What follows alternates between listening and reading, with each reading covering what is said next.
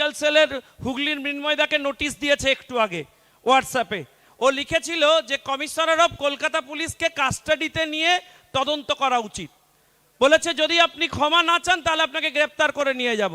ক্ষমতা থাকলে এখানে বসে আছে, কলকাতা পুলিশকে ওপেন চ্যালেঞ্জ থাকলো, পারলে ধরে নিয়ে যান বাপের বেটা, দেখে নেবো আমরা।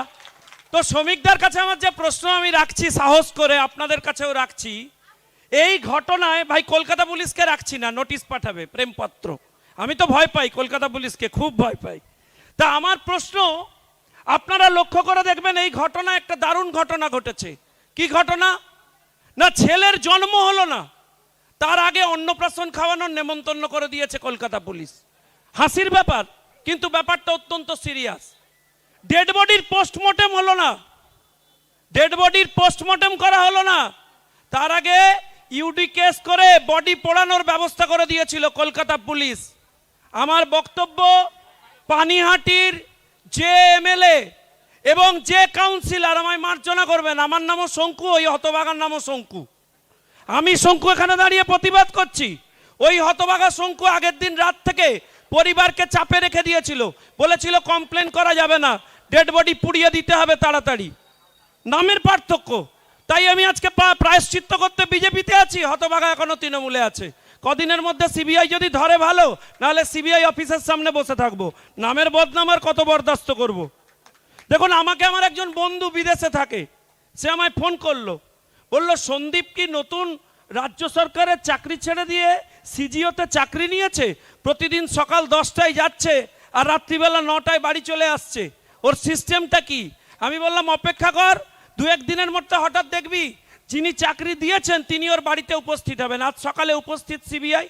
আমি ঘড়ি দেখছি, সকালবেলা উঠে এখানে আসবো বলে রেডি হচ্ছিলাম, হঠাৎ টিভি খুলেছি, দিয়ে ঘড়ি দেখছি 1 ঘন্টা 2 ঘন্টা বাইরে সিবিআই দাঁড়িয়ে আছে। বলছে আমায় একটু জায়গা দাও, দরজা খোলো, তোমার বাড়িতে ঢুকি। উনি ভেতরে কাজ করছেন, ব্যস্ত রয়েছেন, মালপত্র সরাচ্ছেন। তৃণমূলের পুরনো অভ্যেস, যখনই বাড়িতে সিবিআই হানা দেবে তার আগে দরজা বন্ধ করে দিয়ে মালপত্র সাইড করবে। আমার প্রশ্ন রাজ্য সরকারের কাছে, রাজ্যের স্বাস্থ্যমন্ত্রী মমতা বন্দ্যোপাধ্যায়ের কাছে, ঘটনার পর আজকে প্রায় 10-11 দিন হয়ে গেছে, এখনো পর্যন্ত সন্দীপকে সাসপেন্ড করেছে স্বাস্থ্য দপ্তর? গ্রেপ্তার করেননি কেন আমি জানতে চাই। ভাই, বীরভূমের লোকেরা এখানে বসে রয়েছেন, আপনারা দেখবেন বীরভূমে যখন সিবিআই তদন্ত শুরু করলো তখন ওখানে একটা মামলা তৈরি করে দিল, যে মালটাকে ধরলে আসল খবর বেরোবে তাকে পুলিশ ভেতরে নিয়ে যাবে। সন্দীপকেও এই রাজ্য সরকারের পুলিশ একটা তদন্তের নাম করে আর্টিফিশিয়াল মামলা দুর্নীতির নামে তৈরি করেছিল, যাতে সিবিআইয়ের কাস্টাডিতে যাওয়ার আগে সন্দীপকে কোলে তুলে নিয়ে গিয়ে লালবাজারে রাখতে পারে আর সমস্ত ঘটনা ধামা চাপা দিতে পারে। তাই যারা এই চেষ্টা করেছিল তাদেরকে কেন গ্রেপ্তার করা হবে না, এই মঞ্চ থেকে আমি প্রশ্ন রাখতে চাই। ভাই, যখনই বারবার জানতে চান কেউ, ধরুন উনি যে পুলিশ অফিসাররা এই সমস্ত কেলেঙ্কারির সাথে যুক্ত তাদেরকে কেন গ্রেপ্তার করা হবে না, তখনই তাদের একটা করে কলকাতা পুলিশ নোটিশ পাঠিয়ে দিচ্ছে। আমার বক্তব্য, কোটি কোটি টাকা খরচা করে কপিল সিব্বলকে দাঁড় করিয়েছিলেন, আমরা সবাই ভিডিওতে দেখলাম, কই উত্তর তো দিতে পারলেন না, প্রশ্নের উত্তর তো দিলেন না।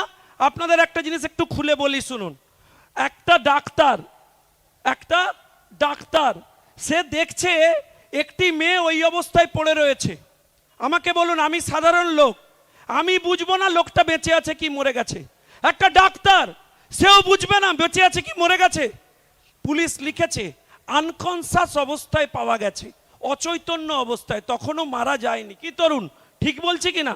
তো যে হতভাগা ডাক্তার এটা করেছিল, সে হতভাগা ডাক্তারই ওই কলেজের প্রিন্সিপাল, নাম সন্দীপ।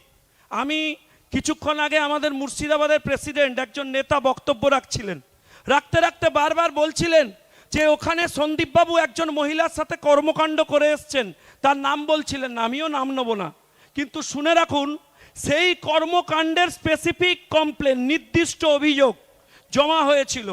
মুর্শিদাবাদ মেডিকেল কলেজে একজন হাউস স্টাফের সাথে অভব্য আচরণ করেছিলেন এই সন্দীপবাবু।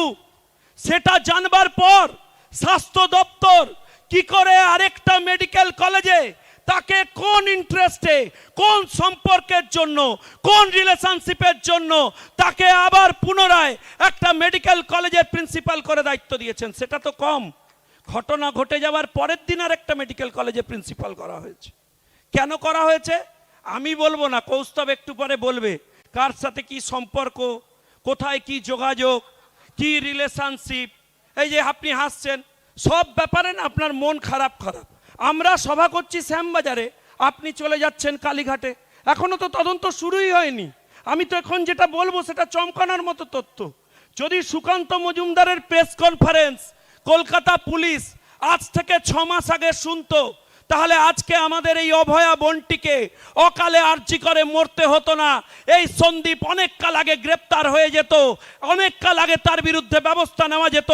এই রাজ্য সরকার সুকান্ত মজুমদারের প্রেস কনফারেন্স সেদিন শোনেনি, সেদিন গুরুত্ব দেয়নি। সুকান্ত দা প্রেস করে অভিযোগ করেছিলেন, সেদিন কি করেছে শুনুন। এই যে হাসপাতাল থেকে বর্জ্য পদার্থ বেরোয় নোংরা, সেই বর্জ্য পদার্থের হচ্ছে টেন্ডার দিয়ে দিয়েছে একটা কোম্পানিকে। কোম্পানি আমাকে মার্জনা করবেন, ডকুমেন্ট আছে, যেদিন প্রয়োজন পড়বে কোর্টে দাখিল করব। কৌস্তব আর হচ্ছে তরুণ জ্যোতির মাধ্যমে, তরুণ জ্যোতি অর্ধেকটা দিয়ে এসছে কলকাতা হাইকোর্টে, তদন্ত শুরু হয়েছে। কি আছে শুনুন। কালীঘাটের এক বিশিষ্ট সমাজসেবী, আমি নাম বলবো না, বিশিষ্ট সমাজসেবী, তিনি সমাজ সেবা করে কোটি কোটি টাকা রোজগার করেছেন। কালীঘাটের বিশেষ পরিবারের সাথে তার সম্পর্ক রয়েছে। তিনি একটি কোম্পানির ডিরেক্টর। সেই কোম্পানিকে স্বাস্থ্য দপ্তরের অনুমোদন ছাড়া সরাসরি উইদাউট টেন্ডার 30 কোটি টাকার কেলেঙ্কারি করে এই টেন্ডার পাইয়ে দিয়েছিলেন সন্দীপ বাবু। এবং সেই রকমের খবর চাপবার জন্য আজকে অকালে এই বোনকে হত্যা করা হয়েছে বলে নির্দিষ্ট অভিযোগ করছি। তাই এই ঘটনার তদন্ত চাই। আপনারা ভাববেন না একটাকে সঞ্জয় নাকাকে ধরেছে, বলছে সেই নাকি আসল অপরাধী, বলছে না, শুনেছেন? কাগজে পড়ছি, কি পড়ছি, সে পাল্টি।